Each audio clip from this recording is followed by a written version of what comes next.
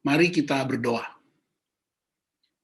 Ya Tuhan, kami bersyukur kepadamu oleh karena Engkau perkenankan kami untuk beribadah bersama, Engkau memperkenankan kami untuk mengalami kuasa firman Tuhan berhubung dengan ulang tahun kekasih kami, Ira Bus.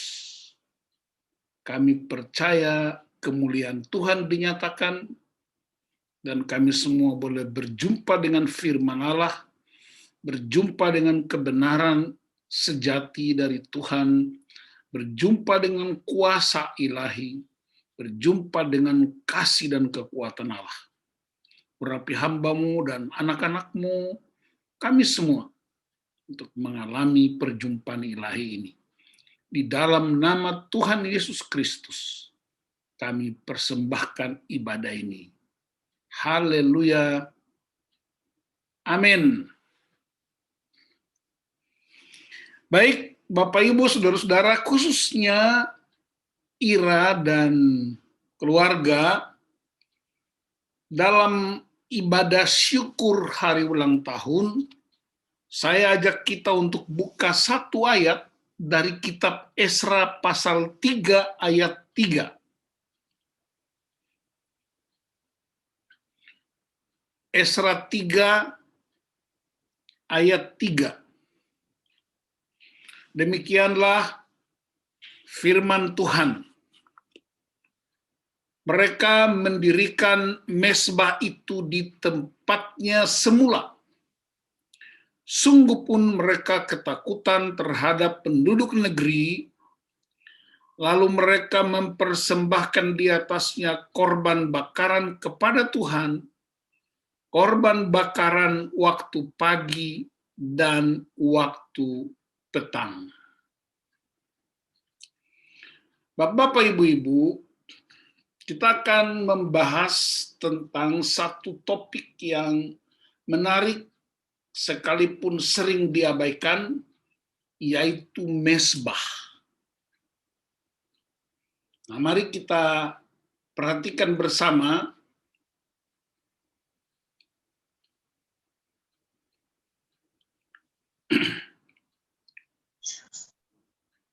Itu ayamnya udah ditutup belum? Kok ditaruh kulkas?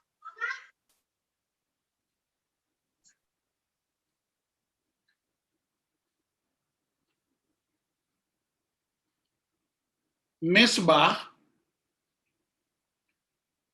Apa itu mezbah?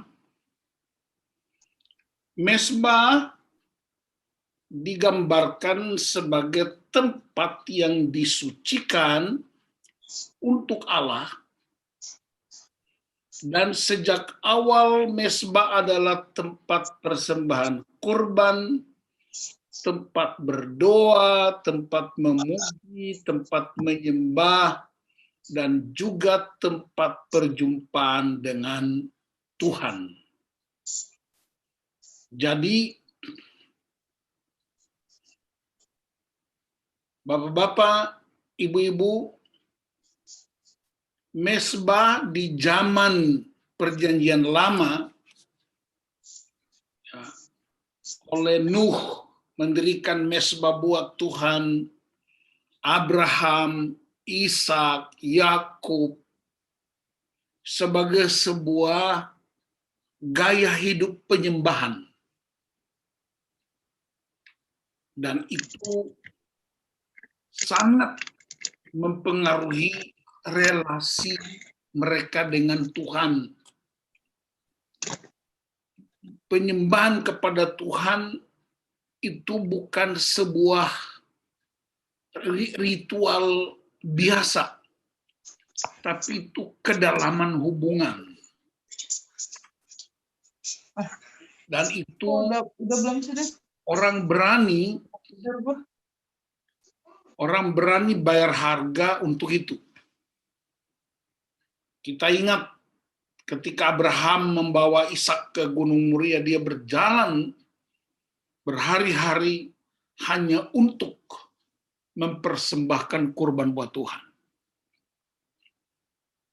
Beberapa waktu yang lalu, Saya sudah lupa waktunya, tapi ada seorang hamba Tuhan yang cerita pengalamannya ke saya.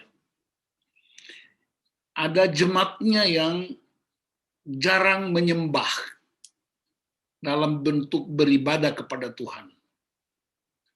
Tapi kalau pergi ke undangan-undangan, itu mereka rajin. Pergi ke ibadah, kurang rajin. Lalu satu kali Pak Pendeta tanya, kenapa tidak ke kebaktian? Tapi kok bisa ke pesta? Lalu Bapak itu bilang begini, aduh mohon maaf Pak Pendeta, ini kita diundang langsung sama tuan rumah. Perhatikan, kita diundang langsung sama tuan rumah. Lalu pendeta tanya istrinya, Ibu, kenapa kalian enggak ke gereja, selalu pergi ke pesta? Istrinya juga mendukung suaminya, iya Pak Pendeta, kami diundang langsung oleh tuan rumah. Lalu pendetanya bilang, bolehkah kita berdoa supaya kalian bisa langsung? Oh boleh Pak Pendeta. Lalu pendeta berdoa, Tuhan, aku berdoa supaya Tuhan yang mengundang langsung suami istri ini. Akhirnya mereka bertobat. Jadi selalu alasan diundang langsung sama tuan rumah. Baru pergi. Jadi mau tunggu Tuhan undang langsung? Orang Manado bilang, langsung masuk. Jadi pesan hari ini, jangan alasan tuan rumah undang langsung. Nanti Tuhan undang langsung baru rasal. Jadi mesbah itu, ya. Sekarang mesbah kita dalam bentuk apa? Mari kita perhatikan. Saya lanjutkan. Apa yang biasa dibangun orang pertama kali kalau mendirikan sebuah gedung atau kota? Tentu kita akan jawab yang dibangun pertama adalah fondasi. Tapi ingat, di mana-mana sebelum orang membangun gedung, ya, yang pertama dibangun adalah tembok. Tembok yang mengelilingi gedung yang hendak dibangun. Kalau orang Jakarta bilang bangun bedengnya dulu. Baru kemudian fondasinya. Perhatikan urut-urutannya. Habis fondasinya, baru bangunannya. Atau gedung gerejanya. Jadi, yang sering terjadi dalam dunia modern, orang bangun temboknya dulu, baru bikin fondasinya, baru bangunannya, termasuk gedung gerejanya. Tetapi Bapak Ibu Saudara-saudara, orang Israel justru terbalik. Ya, ketika mereka pulang dari pembuangan di Babilonia, mereka mengalami ancaman-ancaman yang amat serius di Yerusalem. Bukan ancaman biasa, ancaman bisa dibunuh.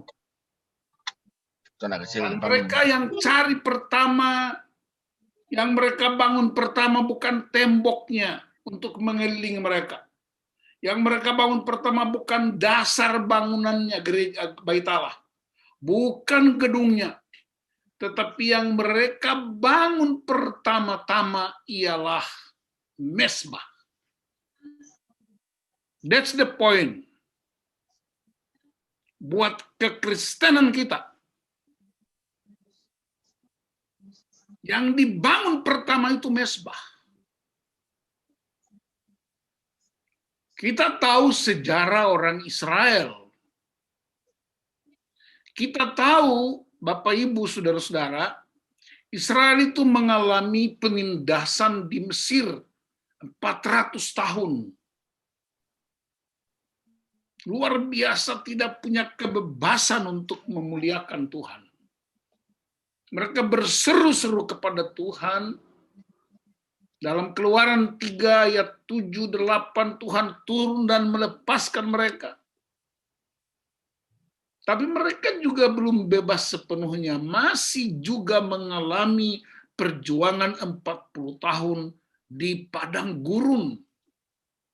Dan kita tahu di padang gurun itu jatuh bangun, menyembah berhala, bertobat lagi, dapat makan minum, bersungut-sungut, mencobai Tuhan.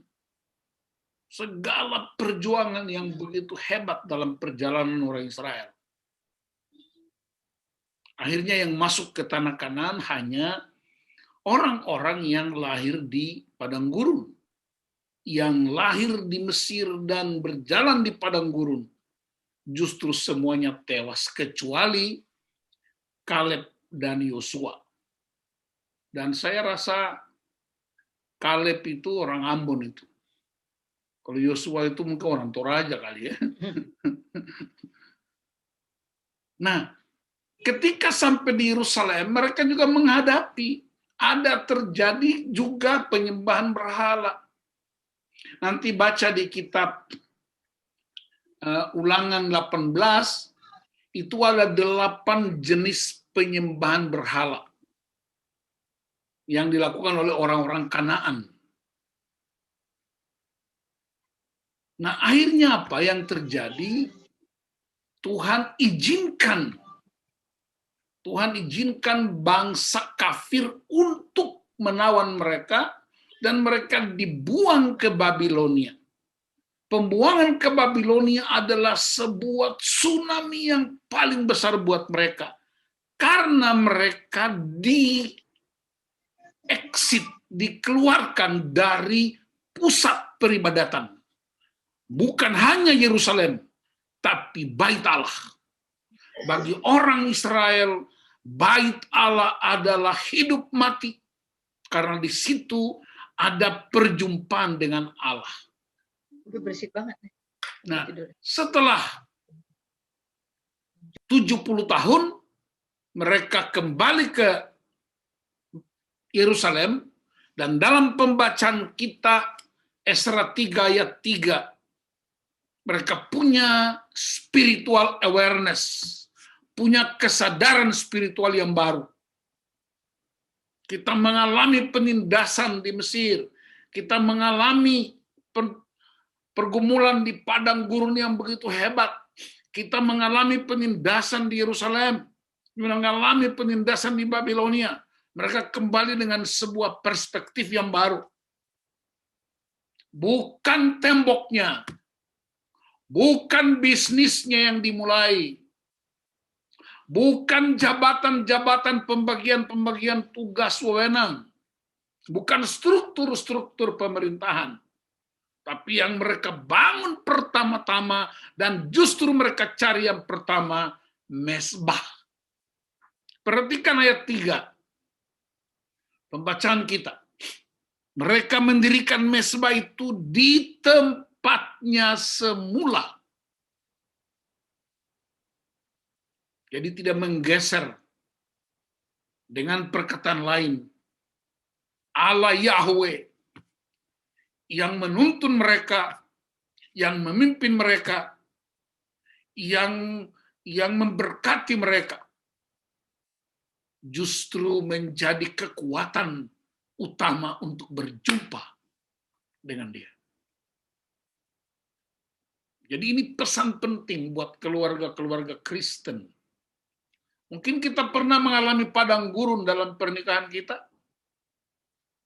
Kita mengalami pencobaan-pencobaan yang hebat dalam pernikahan kita, dalam keluarga kita. Hamba-hamba Tuhan mengalami berbagai pergumulan dalam pelayanan gereja.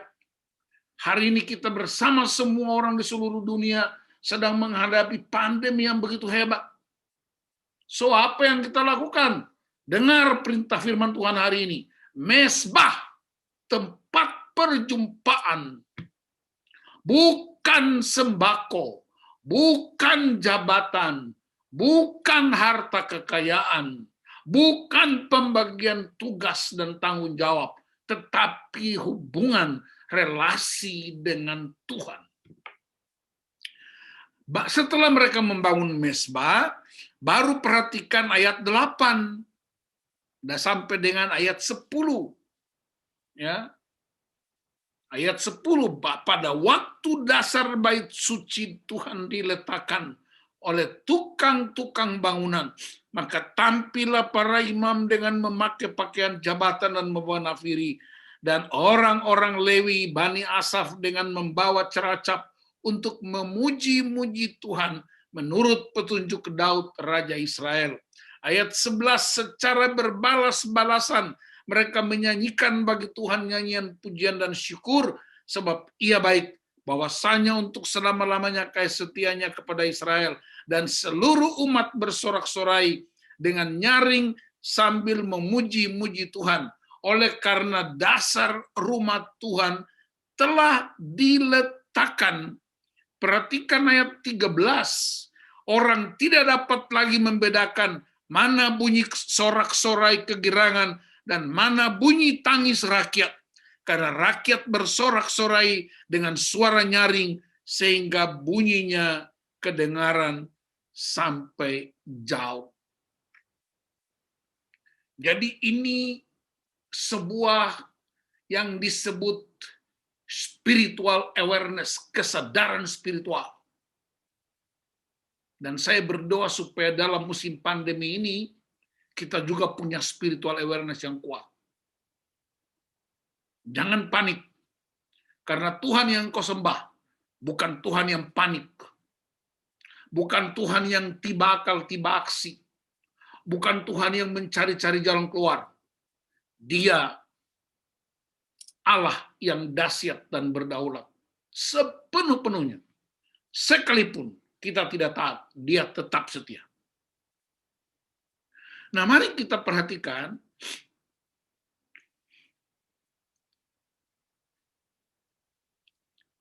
setelah Israel membangun mezbah di tempat semula, baru kemudian mereka membangun fondasi bait Allah. Perhatikan urut-urutannya. Setelah itu baru mereka membangun tembok. Kalau di dunia modern, tembok dulu, dasar fondasi, baru gedung.